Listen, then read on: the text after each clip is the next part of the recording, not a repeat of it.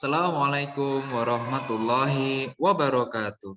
Selamat pagi anak-anak kelas 4B yang dimana pada hari ini, hari Rabu tanggal 23 Februari 2022, semoga anak-anak sekeluarga dalam keadaan yang sehat walafiat.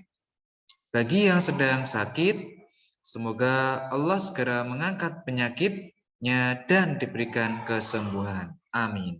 Nah, anak-anak semuanya, pagi hari ini marilah kita panjatkan puji dan syukur kepada Allah Subhanahu wa taala yang telah memberikan kita kesempatan untuk bisa berjumpa lagi pada hari ini, belajar secara online dari rumahnya masing-masing. Nah, harapannya rasa syukur kita ini kita disertai dengan kita melaksanakan kewajiban kita kepada Allah Subhanahu wa taala. Nah, kewajiban kita apa? Oke, anak-anak sudah kelas 4 SD. Oleh karena itu, anak-anak sudah harus melaksanakan sholat 5 waktu dengan tertib. Tidak boleh ditinggalkan ataupun sengaja tidak sholat. Oleh karena itu, anak-anak yang hebat, anak-anak yang cerdas, anak-anak yang soleh dan solehah itu adalah anak-anak yang sudah mulai untuk melaksanakan sholat 5 waktu tidak bolong. Nah, oleh karena itu, anak-anak harus semangat belajar disertai dengan ibadah yang rajin juga. Sholawat dan salam senantiasa tercurahkan kepada junjungan kita, teladan kita, kemudian pahlawan kita, Nabi Agung Muhammad Sallallahu Alaihi Wasallam yang telah membawa secercah cahaya yang luar biasa, membawa kita dari zaman jahilah dulu ya, sehingga sampai sekarang ini. Nah, anak-anak semuanya, marilah kita berdoa terlebih dahulu sebelum kita belajar pada hari ini. Berdoa dimulai. A'udzu billahi minasyaitonir rajim. Bismillahirrahmanirrahim. Raditu billahi rabba wa bil islami dina wa bi Muhammadin nabiyya wa rasulah. Rabbi zidni ilma warzuqni fahma. Rabbi ishrah li sadri wa yassir li amri wahlul 'uqdatam min lisani yafqahu qawli. Amin. Ya, anak-anak langsung saja silakan dibuka LKS halaman 60. Mandala tema 7, kita di akhir tema 7, sebentar lagi tema 8. Anak-anak semuanya kita bahas soal matematika tentang magnet. Soal yang pertama adalah gaya yang terjadi karena adanya magnet disebut ya gaya magnet. Karena penyebabnya apa? Penyebabnya magnet, maka disebut gaya magnet. Penyebabnya karena aliran listrik, maka disebut gaya listrik. Penyebabnya adalah terjadi gesekan antara sepatu dan lantai saat kita jalan, maka disebut gaya gesek. Selanjutnya, nomor 2. Benda yang dapat ditarik magnet disebut benda magnetis, ya. Jadi benda yang dapat ditarik magnet itu namanya benda magnetis. Kemudian nomor 3, benda yang dapat ditarik kuat oleh magnet itu disebut ferromagnetik. Nah, benda ini dikelompokkan menjadi 3. Yang satu ada ferromagnetik, yang kedua paramagnetik, yang ketiga adalah diamagnetik. Ferromagnetik adalah jika benda ditarik kuat oleh magnet, itu namanya benda ferromagnetik. Sedangkan benda yang ditarik magnet itu lemah, Itu namanya benda paramagnetik. Selain itu ada diamagnetik. Diamagnetik itu adalah benda yang tidak dapat ditolak oleh magnet atau dia tidak dapat ditarik oleh magnet. Itu namanya diamagnetik. Ferromagnetik contohnya adalah besi. Kemudian ada nikel, baja. Paramagnetik itu ada aluminium. Diamagnetik yang tidak dapat ditarik itu ada contohnya adalah garam. Selanjutnya nomor 4. Benda yang ditolak atau tidak ditarik oleh magnet disebut diamagnetik. Nomor 5. Menurut asalnya ada dua jenis magnet, yaitu magnet alam dan magnet buatan. Magnet alam itu apa? Magnet alam adalah magnet murni yang berasal dari alam. Oke ya. Magnet buatan itu apa? Magnet buatan itu adalah magnet yang dibuat oleh manusia. Itu namanya magnet buatan. Bagaimana membuat magnet? Ya, membuat magnet itu ada 3 jenis. Pak Bekti tambah di sini ya.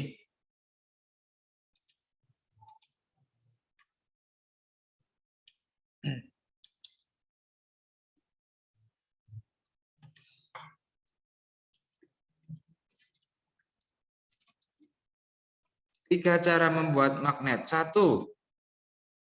dengan cara gosok.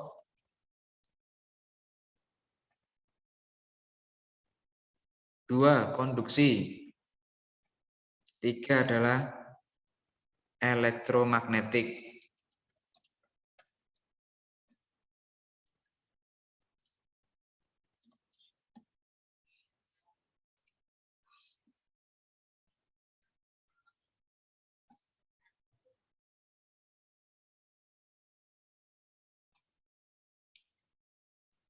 Nah, magnet buatan ini adalah ada 3 cara membuatnya.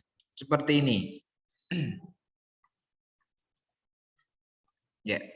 3 cara membuat magnet buatan itu ada 3 cara. Yang pertama adalah cara gosok.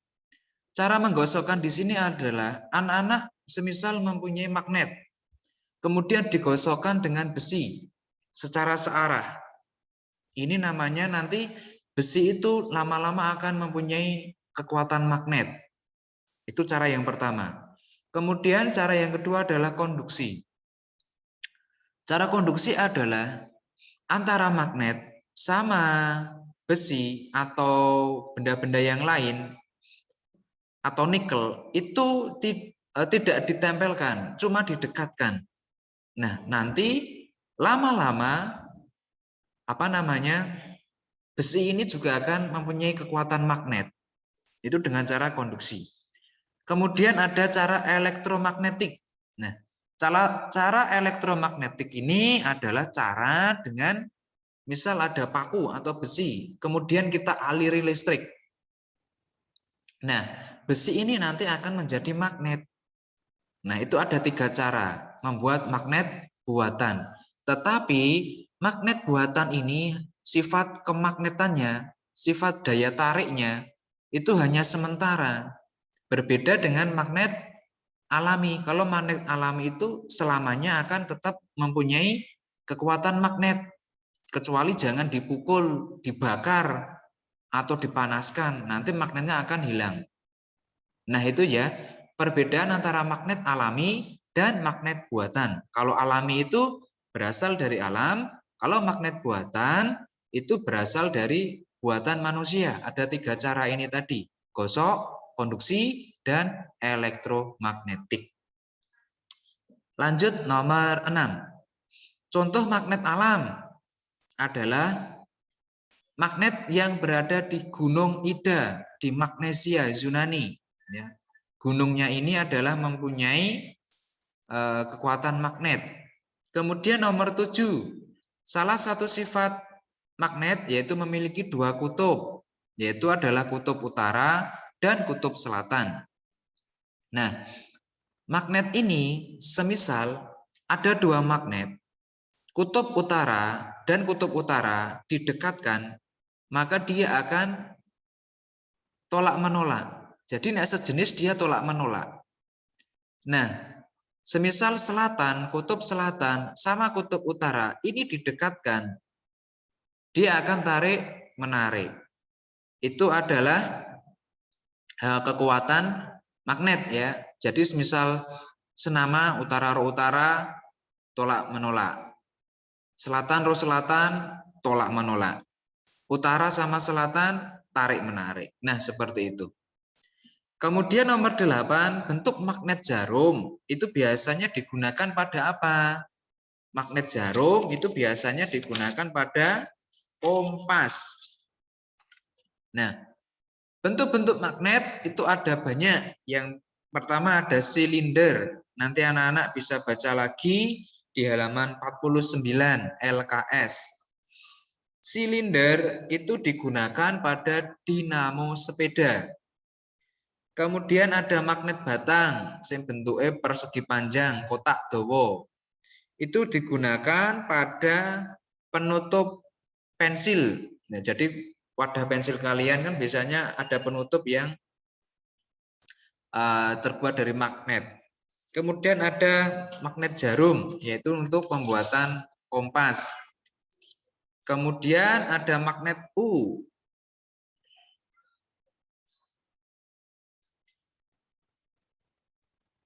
Itu digunakan untuk sepeda motor juga. Ada magnet ladam yang digunakan untuk komponen bel. Terus juga ada untuk klip ya. Dari di klip kertas, alat klip kertas itu juga ada magnet ladam. Kemudian ada magnet keping, yaitu digunakan untuk pada penutup kulkas. Ya. Mohon maaf anak-anak, di sini Pak Bekti revisi 3 cara membuat magnet. Tadi gosok, ini bukan konduksi ya, induksi. Maaf. Induksi itu tadi dengan cara yang didekatkan. Kemudian nomor 9 itu adalah magnet ladam. Magnet ladam itu berbentuknya seperti ini. Itu digunakan salah satunya buat apa? Salah satunya yaitu adalah untuk komponen bel dan telepon. Nomor 10, magnet akan hilang jika kita apakan? Ya, magnet akan hilang jika kita pukul-pukul. Jadi remuk. Nah, kalau magnet hancur, ya kekuatan magnetnya akan hilang. Kemudian dipanaskan. Apa meneh dibakar. Nah, jadi magnetnya akan hilang. Nah, itu tadi anak-anak, gaya magnet adalah gaya yang disebabkan oleh benda yang mengandung magnet. Nah, benda yang dapat ditarik oleh magnet itu disebut benda magnetis. Kemudian ada 3 kelompok benda, yaitu adalah ferromagnetik, kemudian paramagnetik, dan diamagnetik.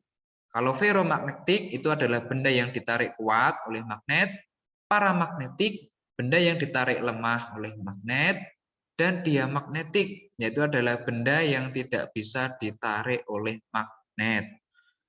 Kemudian sifat-sifat magnet itu apa saja? Sifat-sifat magnet itu adalah 1. Magnet itu mempunyai 2 kutub, kutub utara dan kutub selatan. Kemudian magnet itu dapat menarik benda tertentu ya. Kemudian ketiga, jika kutub senama didekatkan, semisal utara roh utara didekatkan, dia tolak menolak. Selatan roh selatan didekatkan, tolak menolak. Semisal kutubnya berbeda, utara sama selatan, maka tarik menarik. Kemudian sifat magnet dapat hilang. Hilangnya bagaimana ya? Jika tadi kita bakar, kita pukul, kita panaskan, itu akan hilang. Kemudian sifat magnet juga dapat menembus benda-benda tertentu. Misal benda-benda tipis. Nah, kalau nggak percaya, misal anak-anak punya magnet, ya, punya magnet di rumah, kemudian anak-anak di atas sini, di atas kertas itu dikasihkan pasir atau dikasihkan tanah. Nah, nanti magnetnya lewat bawah sini digerakkan. Nanti pasir yang ada di atas kertas itu akan ikut gerak. Nah, itu salah satu sifat dari magnet. Nah, pesan dari Pak Bekti, anak-anak harus ingat ya, harus dibaca-baca terus tentang sifat-sifat magnet ini. Semoga anak-anak diberikan kemudahan dan diberikan kelancaran. Selanjutnya terkait bahasa Indonesia. Bahasa Indonesia kuncinya hanya ada satu, yaitu apa? Anak-anak bisa membaca. Oleh karena itu, bagi anak-anak yang masih membacanya agak tersendat-sendat, ayo semangat membacanya dilatih di rumah, karena dari kebiasaan kita sering membaca, maka kita akan mudah untuk membaca. Kalau anak-anak jarang latihan membaca, maka akan susah. Ibaratnya adalah kita mau belajar naik sepeda. Kita sering belajar, walaupun harus terjatuh-jatuh berkali-kali, maka lama-kelamaan kita akan bisa naik sepeda. Tetapi beda, jika kita tidak pernah mencoba untuk latihan naik sepeda, maka selamanya kita tidak akan bisa naik sepeda. Begitu juga dengan membaca. Kalau semisal kita sering latihan membaca, maka yakinlah insya Allah kita akan bisa membaca. Tetapi jika kita malas tidak pernah belajar membaca, maka kita juga tidak akan pernah bisa membaca. Lanjut halaman 21. Kalimat utama paragraf di atas adalah, kalimat utama, ide pokok, gagasan pokok, anak-anak cukup mencari dengan dua cara, yaitu di awal paragraf atau di akhir paragraf. Nah, ini bacaan tentang upacara melasti, kalimat utamanya ada di awal paragraf, yaitu adalah salah satu sesi upacara Nyepi di Bali adalah pelaksanaan upacara melasti di Bali. Nomor 22. Upacara melasti dilakukan di mana? Nah, dari bacaan tersebut dilakukan di area tepi pantai. Bukan di Bali ya, tetapi lebih spesifik, lebih tepatnya adalah di area tepi pantai. Selanjutnya, upacara melasti bertujuan untuk apa? Yaitu membersihkan diri dari berbagai tindakan dan perilaku buruk yang pernah dilakukan. Nomor 24. Upacara ini dilaksanakan pada waktu kapan? 2-4 hari sebelum hari raya Nyepi. Upacara melasti nomor 25 dilakukan oleh seluruh umat siapa? Seluruh umat Hindu di Bali. Nah, untuk bahasa Indonesia mudah bukan? Yaitu anak-anak membaca dulu bacaannya, nanti jawabannya ada di bacaan semuanya. Sekali lagi, kuncinya bahasa Indonesia adalah bisa membaca dan hampir semua pelajaran harus bisa membaca. Nah, itu pembahasan dari tugas yang kemarin. Kita lanjutkan ke tugas yang hari ini.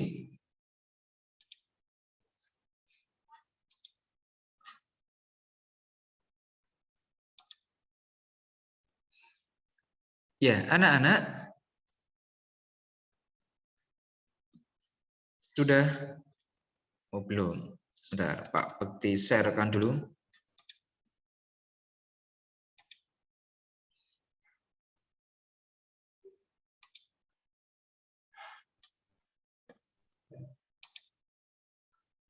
Ya, IPS tentang subtema 3, yaitu kita akan mempelajari mengulang kembali tentang aktivitas ekonomi. Ya, aktivitas ekonomi adalah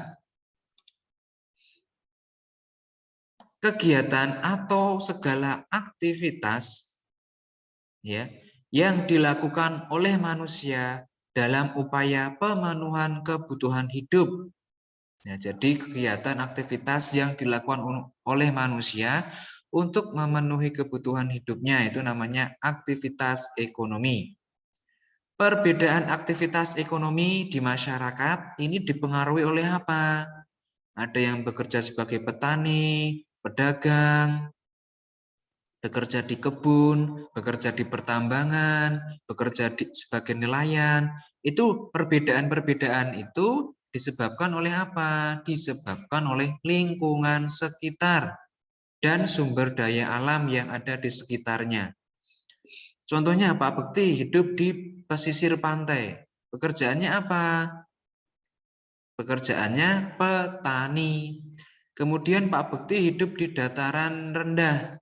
Pekerjaannya apa? Ya sebagai petani. Kemudian Pak Bekti hidup di dataran tinggi.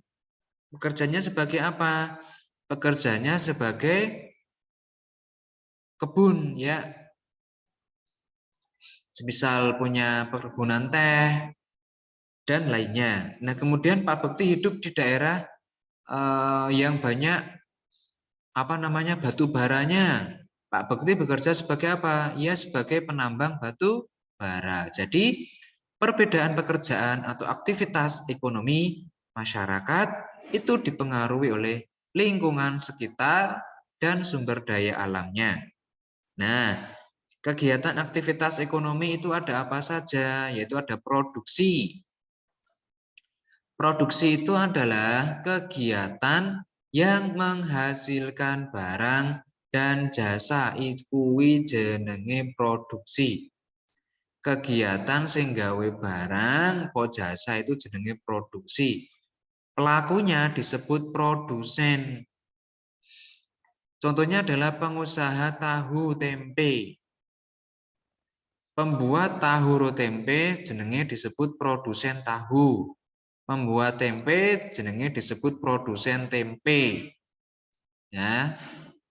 Selanjutnya, setelah tempe, tahu dan tempe itu sudah dibuat oleh produsen, maka kemudian disalurkan ke warung-warung. Siapa yang menyalurkannya? Namanya distributor. Pelaku penyalur barang itu namanya distributor. Jenis kegiatannya namanya distribusi. Distribusi itu kegiatan menyalurkan barang dari produsen ke konsumen. Pelakunya disebut distributor. Kemudian konsumsi. Tadi ke perusahaan tahu tempe disalurkan warung-warung, sing nyalurke jenenge distributor. Bahasan tekan warung, tahu tempe ini kita beli. Nah, kita adalah jenenge kita konsumen. Konsumen ki apa? Pelaku, pembeli. Kegiatannya jenenge apa? Konsumsi. Konsumsi yaitu kegiatan menggunakan atau menghabiskan barang jasa untuk memenuhi kebutuhannya. Pelakunya disebut konsumen. Awak dhewe iki jenenge konsumen. Mau contohnya pengusaha tahu jenenge produsen tahu. Nah, saka pabrike kemudian diantar nang warung-warung. Sapa sing nganter? Sing nganter kegiatan antar barang itu jenenge distribusi. Sing nganter kuwi jenenge distributor. Jangan walik-walik. Nah, setelah sampai di warung, maka kita beli. Kita yang membeli itu jenenge konsumen, pembeli. Nah, kegiatan kita membeli tahu tempe mau jenenge konsumsi. Selanjutnya,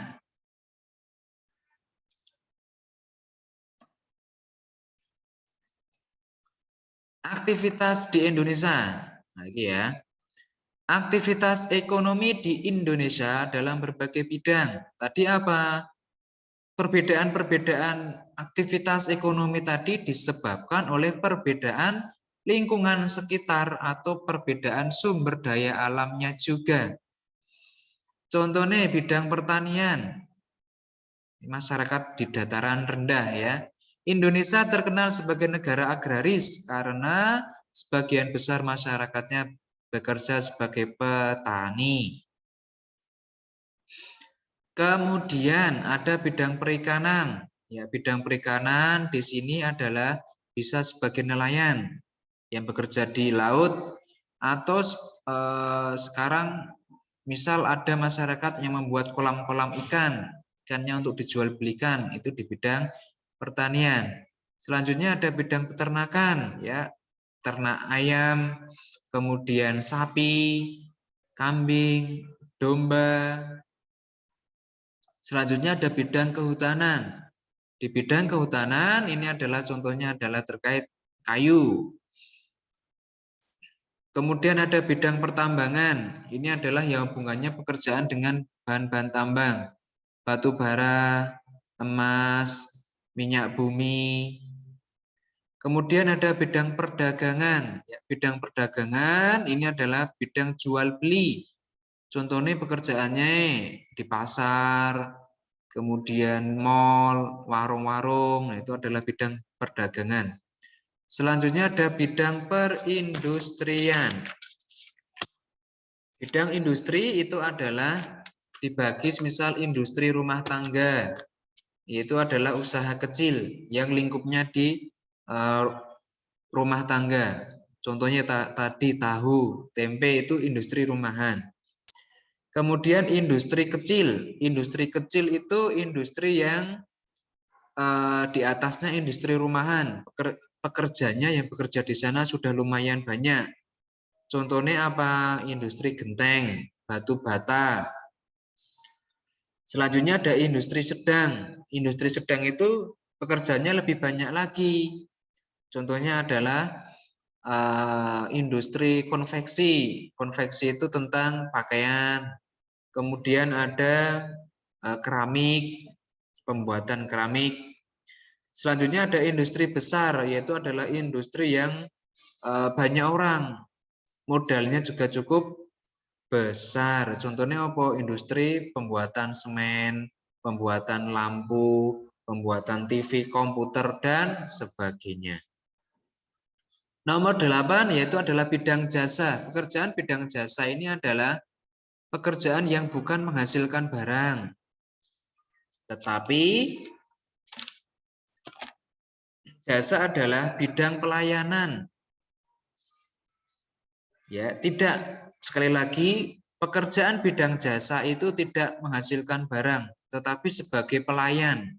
Contohnya polisi, ya, TNI, guru, kemudian tukang ojek dan sebagainya yang tidak menghasilkan barang tetapi dia sebagai pelayan, itu namanya bidang jasa. Nah, itu tadi terkait aktivitas ekonomi di Indonesia. Nah, anak-anak, kita lanjutkan ke soal masih materi tentang SPDP. Nah, lanjut kita mengenal karya seni rupa teknik tempel. Nah, Indonesia sangat kaya dengan budaya beragam. Masyarakatnya juga rajin menciptakan karya seni. Salah satu karya seni rupa yang dihasilkan adalah karya seni rupa teknik tempel. Ada 3 teknik tempel, ada montase, kolase, dan mozaik. Nah, yang pertama kita bahas adalah teknik montase. Teknik montase ini seni rupa yang dibuat dengan menempel gambar-gambar yang sudah dipotong-potong, yang ada di majalah, yang ada di koran, kemudian kita fotonya kita tempel-tempel gabung jadi satu, itu namanya montase. Misalnya ada Udin punya fotonya sedang di rumah, ya, foto sama ayah ibunya di rumah. Kemudian ada foto lagi, satunya ada foto pemandangan Gunung Merapi. Nah, kemudian Udin memotong foto keluarga tadi, ditempelkan di foto Gunung Merapi supaya seolah-olah Udin dan keluarganya sedang di Gunung Merapi. Itu namanya montase. Jadi memindahkan foto ke foto lain dan ditempelkan, itu namanya montase. Bisa diambil dari majalah, koran, atau media lain. Selanjutnya ada teknik kolase. Kolase itu adalah teknik 2 dimensi menggunakan bahan kertas, kayu, kain, biji-bijian yang kemarin sudah kita pernah buat, itu kolase. Kemudian ada satunya mozaik. Nah, mozaik sama kolase ini hampir mirip. Tetapi kalau mozaik itu barang yang digunakan itu lebih barang-barang yang 3 dimensi. Ya, contohnya keramik, pecahan keramik. Kemudian potong-potongan kayu yang kemudian ditempel menjadi seperti kolase. Tapi kolase sama mozaik itu bedanya ada di bahan ya. Selanjutnya ada aplikasi. Ya, ini adalah teknik menghias kain dengan potongan kain lain. Misalnya ada kain perca dipotong kemudian dibentuk menjadi sebuah gambar dan dijahit atau ditempel, itu namanya aplikasi. Nah, ini mozaik ya. Sekali lagi, mozaik sama kolase itu tekniknya sama, tetapi yang membedakan adalah bahannya. Kalau kolase itu adalah barang-barang yang 2 dimensi ya, yang kecil-kecil. Contohnya tadi ada kertas, terus lempengan kayu, kemudian ada biji-bijian kecil.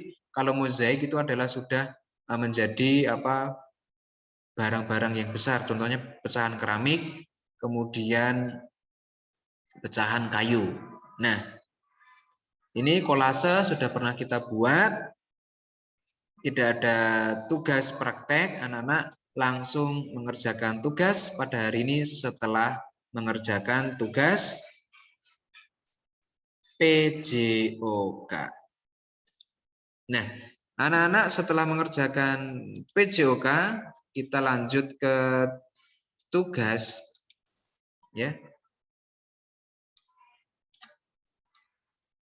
Tugas hari Rabu 23 Februari 2022.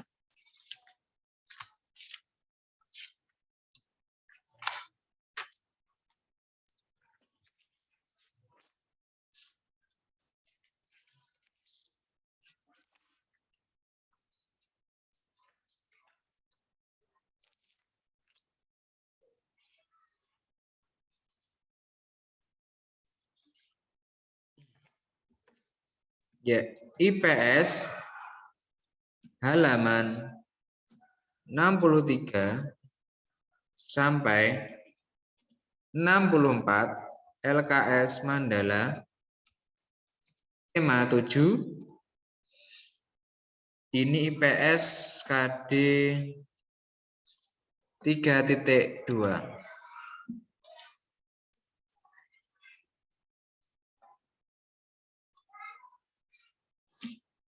Kemudian yang SPDP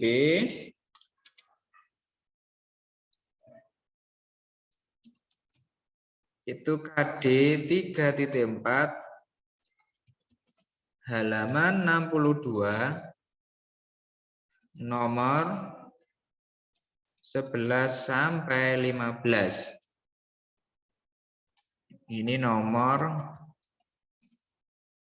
6 sampai 10.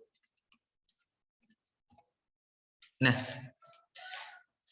itu anak-anak tugas kita hari ini IPS dan SPDP ini dikerjakan setelah anak-anak melaksanakan tugas PJOK. Demikian dari Pak Bekti, banyak kekurangannya mohon maaf. Semangat belajar, anak-anak pasti bisa, semoga diberikan kemudahan dan kelancaran dan kesehatan. Kurang lebihnya mohon maaf. Billahi taufik wal hidayah. Wassalamualaikum warahmatullahi wabarakatuh.